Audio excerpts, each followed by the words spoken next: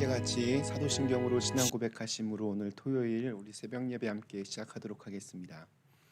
전능하사 천지를 만드신 하나님 아버지를 내가 믿사오며 그 외아들 우리 주 예수 그리스도를 믿사오니 이는 성령으로 잉태하사 동정녀 마리아에게 나시고 본디오 빌라도에게 고난을 받으사 십자가에 못 박혀 죽으시고 장사한 지 사흘 만에 죽은 자 가운데서 다시 살아나시며 하늘에 오르사 전능하신 하나님 우편에 앉아 계시다가 저희로서 산 자와 죽은 자를 심판하러 오시리라.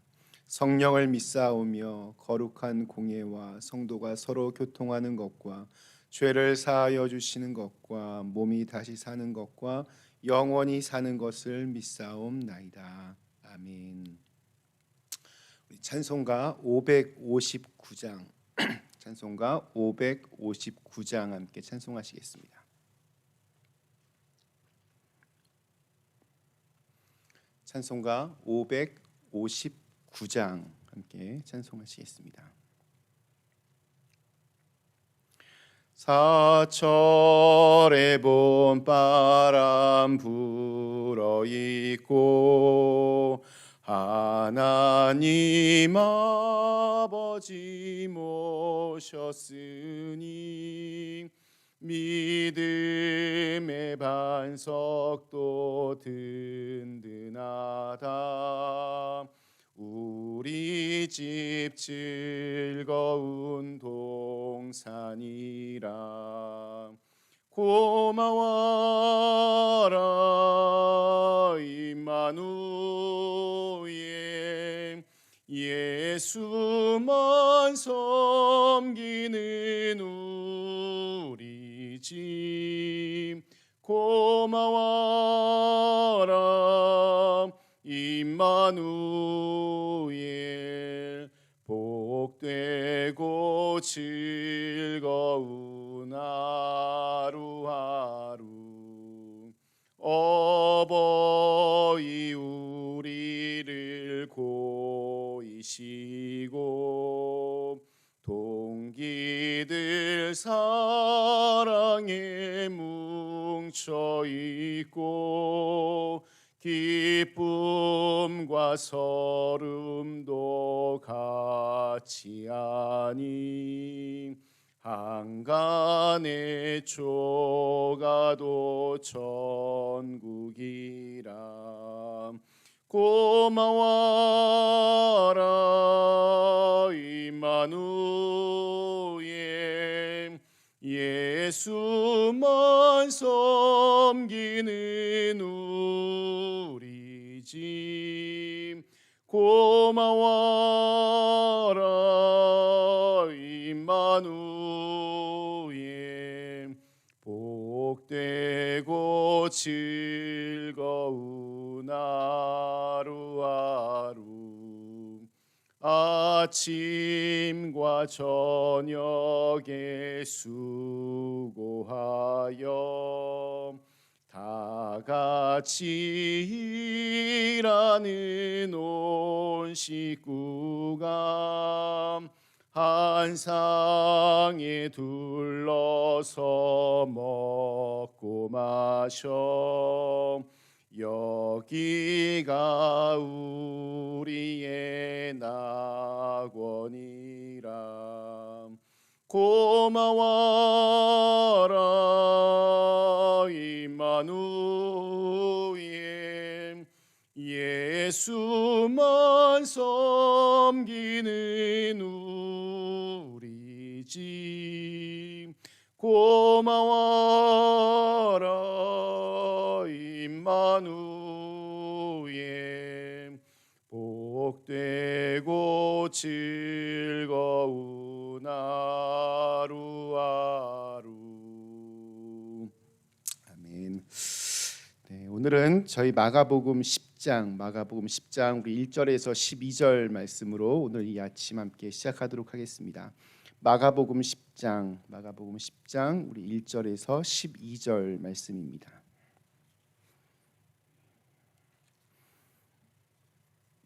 마가복음 10장 1절에서 12절 말씀.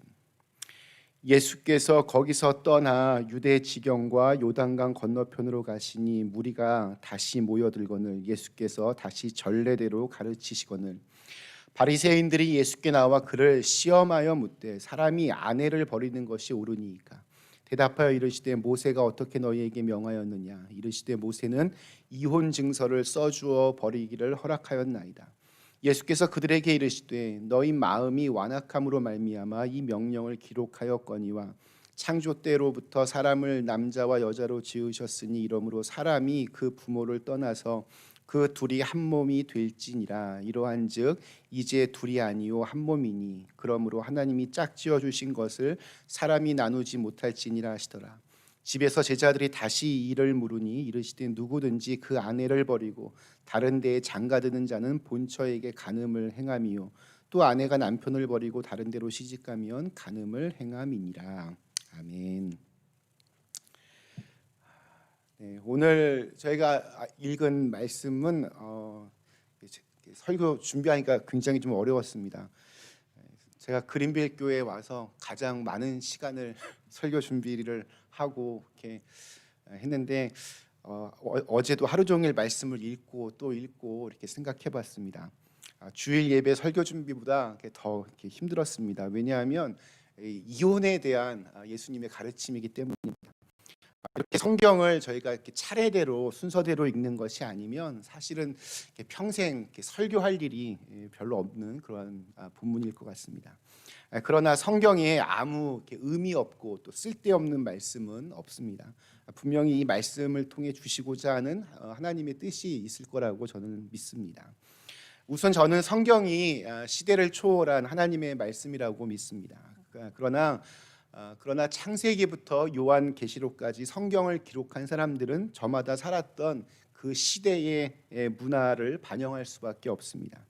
그래서 성경을 우리가 해석하는 일은 영원히 변하지 않는 텍스트, 성경 본문과 또 끊임없이 변화하는 그 시대적 배경, 컨텍스트 사이에서 긴밀한 대화를 하는 작업입니다.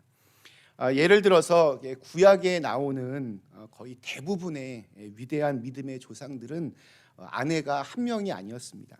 두 번째 부인, 세 번째 부인, 심지어 여종을 첩으로 들이기도 하여서 자녀들을 낳기도 합니다. 아브라함도 그랬고 모세도 그랬고 또 다윗도 그랬습니다. 그래서 성경대로 내가 한다고 하면서 오늘날 이 시대에 여러 명의 부인을 둬도 이거는 괜찮은 거다, 이런 사람들도 있습니다. 성경을 이렇게 잘못 해석하는 것입니다. 또 반대로 성경을 어떤 진실과 사실로 받아들이지 않고 그냥 옛날 사람들이 만들어낸 허무맹랑한 신화라고만 생각하는 사람들도 있습니다. 이건 역시 옳지 않습니다. 텍스트와 컨텍스트, 이 둘을 조화롭게 읽어낼 수 있어야 성경을 바르게 해석할 수 있습니다. 예수님이 사셨던 2000년 전의 시대는 우리가 잘 아는 대로 남성 우월주의가 있던 그런 시대였습니다. 이스라엘만 그랬던 것이 아니고 우리나라도 그때가 삼국시대, 고구려 백제 신라가 막 시작할 그때였는데 우리나라도 그랬고 다른 나라들도 다 그랬습니다. 여자는 숫자에 포함되지도 않았습니다. 우리가 5,000명을 예수님께서 먹이실 때도 그 5,000명은 여자들과 아이들의 숫자는 포함되어 있지 않았습니다. 오직 남자들만 같이 있다라고 인정되던 시대였습니다. 그리고 율법을 처음 기록했던 모세의 시대는 아마 예수님 시대 때보다 그게 더 심했을 겁니다. 여자는 사람으로 인정받지 못하던, 지금 우리의 눈으로 보면 말도 되지 않지만 그때는 이런 일들이 참 많이 있었습니다. 여자의 역할은 할 수 있는 한 자녀를 많이 낳는 것이고 말 그대로 남편을 잘 모시는 것, 이게 여성의 역할이었습니다. 남편이 밖에서 이렇게 첩을 데리고 들어와도 이게 전혀 문제가 되지 않았습니다. 가정에서 남편이 폭력을 행사해도 어디 가서 하소연할 곳도 없었습니다.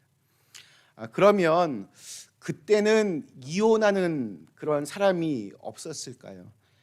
지금보다야 좀 적었겠지만 그래도 있기는 있었습니다.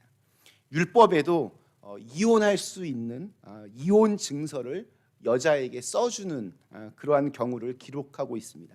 신명기 24장 1절에 보면 사람이 아내를 맞이하여 데려온 후에 그에게 수치되는 일이 있음을 발견하고 그를 기뻐하지 아니하면 이혼 증서를 써서 그의 손에 주고 그를 자기 집에서 내보낼 것이요. 여기 이 율법에 나오는 이혼 증서는 여성을 보호하기 위한 최소한의 안전 장치입니다. 가부장적인 그 시대에 남자들은 자기 아내와 살기 싫으면 여러 가지 핑계와 또 이유를 가지고 거짓 누명을 씌워서 여자를 쫓아냅니다. 심지어 죽이는 경우들도 있었습니다. 여자는 자기의 재산이기 때문입니다. 이렇게 되면 남자는 자기 마음대로 다시 결혼할 수 있지만 이렇게 한번 버림받은 여자는 평생 낙인이 찍혀서 결혼도 못하고 그렇게 살아야 합니다.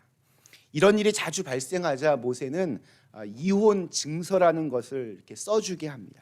그러면 남자나 여자나 합법적으로 이혼을 할 수 있습니다. 이혼 증서를 가지고 있는 여자는 다시 재혼도 할 수 있었습니다. 이것이 율법의 목적이고 또한 근본 정신입니다. 이것은 이혼을 옹호하거나 금지하는 것이 아니라 사회적인 약자일 수밖에 없는 여성을 보호하기 위한 그런 규정이었습니다. 그 옛날에 여성에 대한 그런 인권을 생각하는 것 자체가 사실 기적이고 굉장히 놀라운 일입니다. 성경이 하나님의 말씀이 시대를 초월한 그런 진리의 말씀인 이유입니다. 그런데 이 남성 우월주의 사회에서 이 율법이 서서히 이렇게 변질이 되어 갑니다. 조금 전에 읽어드렸던 신명기 24장 1절에 그 이혼 증서를 써주는 경우는 여자에게 수치가 되는 일이 발견되었을 때라고 그렇게 되어 있습니다. 근데 이 문구가 굉장히 좀 모호합니다. 대체 어떨 때가 수치되는 일이라고 말할 수 있을까요? 이것을 놓고 예수님 당시에 두 학파가 서로 다른 의견을 가지고 있었습니다. 율법을 굉장히 엄격하게 해석했던 보수적이었던 샴마이 학파라는 곳에서는 여자가 다른 남자와 만났던 일, 간음했던 일, 이런 것들이 유일하게 수치스러운 것이라고 해석을 합니다. 반면에 율법에 대해서 좀 더 이렇게 자유롭게 해석했던 힐렐 학파라고 하는 곳에서는 이 수치스러운 일을 여자가 음식을 하다가 음식을 태우거나 아니면 여자가 너무 이렇게 잔소리가 많거나 여자가 좀 이렇게 무례하고 또 자꾸 이렇게 대들거나 심지어 자기 아내보다 다른 여자가 더 예쁘고 더 매력적인 경우도 다 여기에 이렇게 해당한다라고 그렇게 말했습니다. 두 학파 중에서 사람들로부터 더 많은 지지를 받았던 곳은 어디였을까요? 남자들은 당연히 힐렐 학파를 훨씬 더 좋아했습니다. 사람들은 보면 어떤 자기의 그 기준을 진리의 기준이 아니라 자신의 이익에 따라 욕심에 따라 그렇게 살아갑니다. 사람들, 특히 이 남성들에게 힐렐 학파의 입장이 훨씬 더 매력적이었고 또 엄격한 그 기준 없이 자기 마음대로 그렇게 살 수 있을 것처럼 보였습니다.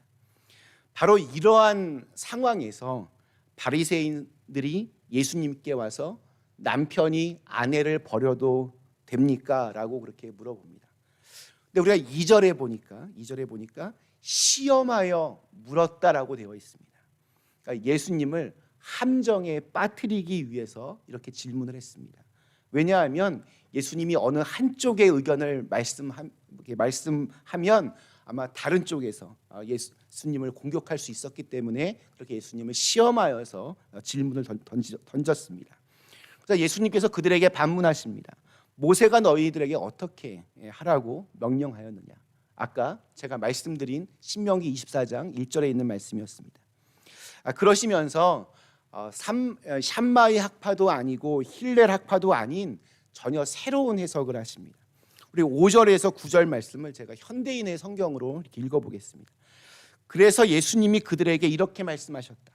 너희가 고집이 세고 악하기 때문에 모세가 그러한 법을 정한 것이다. 하나님께서는 창조하실 때부터 사람을 남자와 여자로 만드셨다. 그래서 사람이 자기 부모를 떠나 두 사람이 한 몸이 되게 하셨으니 이제는 둘이 아니라 한 몸이다. 그러므로 하나님께서 짝지어 주신 것을 사람이 갈라놓아서는 안 된다. 특별히 여기 이제 5절에 있는 그 말씀, 너희 마음이 완악함으로 이 명령을 기록하였다. 이 구절이 참 중요합니다. 사람들은 율법의 이 근본 정신, 근본 목적은 다 내팽개친 채 자신의 입맛대로 욕망대로 그것을 그렇게 멋대로 이용하였습니다. 그러니까 법이 아니라 자기들 기준으로 이렇게 변형하는 것입니다. 예수님이 그것을 지적하십니다. 그리고 우리 예수님께서 이혼을 반대하시는 이유에 대해서 9절에 나오는데 결혼의 권위가 하나님께로부터 나오기 때문입니다. 결혼은 그러니까 사람이 서로 눈이 맞아서 이렇게 결혼하는 것이 아니라 하나님께서 짝지어 주신 것이라고 그렇게 말씀하고 있습니다. 오늘날 우리 현대사회의 비극은 우리 결혼 문제에 대해서 이렇게 하나님을 이렇게 제외시키는 데서부터 저는 시작되었다라고 생각합니다. 자기들끼리 그냥 좋아서 했다고 생각하니까 자기들이 그냥 싫으면 쉽게 헤어지고 맙니다. 결혼이 일생일대의 아주 중요한 일이며 하나님의 아주 중요한 관심사라고 생각한다면 그렇게 너무 쉽게 가볍게 배우자를 선택하지 않을 것입니다. 결혼이 이렇게 좀 가벼워지고 또 이렇게 이혼도 이제 가벼워지는 그 이유는 이렇게 불신앙의 분위기가 우리에게 있기 때문입니다. 하나님에 대해서는 별로 심각하게 고려하지 않습니다. 예수님은 심지어서 11절과 12절에서 훨씬 더 엄격한 기준으로 또 더 이렇게 확대된 기준으로 이런 말씀을 하십니다. 이르시되 누구든지 그 아내를 버리고 다른 데에 장가드는 자는 본처에게 간음을 행함이요 또 아내가 남편을 버리고 다른 데로 시집가면 간음을 행함이니라. 저는 이렇게 생각합니다. 예수님이 이 말씀을 하신 것은 뭔가 또 새로운 어떤 법을 주시기 위해서 이런 말씀을 하시는 게 아닙니다. 우리 마가복음 지금 계속 쭉 읽어가고 있는데 마가복음의 굉장히 중요한 키워드 중에 하나는 바로 제자입니다. 제자들이 마땅히 추구해야 될 이상에 대해서, 기준에 대해서 지금 말씀하고 계시는 겁니다. 예수님의 제자는 성령의 능력으로 새로운 사람이 되었습니다. 제자는 자기의 아내 혹은 남편을 그리스도 안에서 지어진 새 사람으로 그렇게 대해야 합니다. 이것을 사도 바울은 에베소서 5장 33절에서 이렇게 표현을 합니다. 그러나 너희도 각각 자기의 아내 사랑하기를 자신같이 하고 아내도 자기 남편을 존경하라. 이렇게 남자와 여자 모두에게 요구하는 부부가 지켜야 할 윤리를 예수님께서 그때 그 시절에 말씀하신 것도 굉장한 파격입니다. 남자에게는 그 가정 생활을 지키는 윤리 같은 건 없었습니다. 그런데 그 가정을 위하여서 남편에게도 또 아내에게도 모두가 지켜야 될 윤리에 대해서 말씀하고 있는 겁니다. 그렇기 때문에 부부가 함께 제자로 잘 이렇게 세워지는 것, 저는 이것이 예수님께서 가장 원하시는 모습이라고 생각합니다. 처음에는 그냥 이혼에 대해서 이렇게 말씀으로 그렇게 시작했지만 마지막은 이 제자됨의 기준으로 이렇게 끝나는 것이라고 저는 생각합니다. 제자는 기준이 다른 사람입니다. 오늘날 현대인의 관점에서 봤을 때 이혼이라고 하는 것도 그 옛날하고는 또 많이 달라졌습니다. 또 부부 사이는 사실 부부만 압니다. 다른 사람은 아무리 부모들도 자녀들도 잘 모릅니다. 그런데 과연 기독교인들이 이혼을 과연 할 수 있는가라고 할 때 저는 그 기준도 마찬가지로 하나님을 정말 잘 믿을 수 없게끔 만든다면, 정말 하루하루가 그 결혼 생활이 지옥 같은 것이라면 하나님께서 새로운 기회를 저는 주실 수 있다라고 생각합니다. 그리고 하나님께서 그렇게 새로운 기회를 주셨을 때 그것을 은혜로 받아들여서 새로운 결혼 생활에서 정말 주님의 제자로서 함께 부부가 하나님을 잘 섬기는 그 기준으로 결혼 생활을 해 간다면 그것이 바로 하나님께서 원하시는 제자의 그 기준이 될 것이라고 저는 생각합니다. 자기 그냥 욕심대로 자기 입맛대로 그냥 이렇게 기준을 정하는 것이 아니라 하나님께서 원하시는 하나님 나라의 기준으로 오늘 하루도 우리 예수 그리스도의 제자답게 그렇게 살아가실 수 있기를 간절히 기원합니다. 잠시 함께 기도하시겠습니다. 좋으신 하나님, 오늘도 저희에게 새로운 날을 허락하여 주시고 함께 같이 하나님의 말씀을 읽으며 또 이 아침을 시작할 수 있게 하시니 감사합니다. 하나님, 여러 가지로 참 많이 혼란한 그러한 시대 속에서 살아가고 있습니다. 이러할 때에 우리가 분명한 하나님의 기준을 붙잡을 수 있게 도와주시고 또 우리의 삶이 정말 주님께서 원하시는 제자의 삶으로 살아갈 수 있게 하여 주시옵소서. 나만 또 그렇게 살아가는 것이 아니라 우리 가정이 그렇게 하나님의 제자로서 세워짐 받게 도와주시고 우리 부부 간에도 그렇게 주님을 사랑하는 마음으로 더욱더 똘똘 뭉쳐지고 또 더 성장할 수 있는 은혜가 우리 모두에게 있게 하여 주시옵소서. 예수님의 이름으로 간절히 기도드리옵나이다. 아멘. 하늘에 계신 우리 아버지여, 이름이 거룩히 여김을 받으시오며 나라에 임하옵시오며 뜻이 하늘에서 이룬 것 같이 땅에서도 이루어지이다. 오늘날 우리에게 일용할 양식을 주옵시고 우리가 우리에게 죄 지은 자를 사하여 준 것 같이 우리의 죄를 사하여 주옵시고 우리를 시험에 들게 하지 마옵시고 다만 악에서 구하옵소서. 대개 나라와 권세와 영광이 아버지께 영원히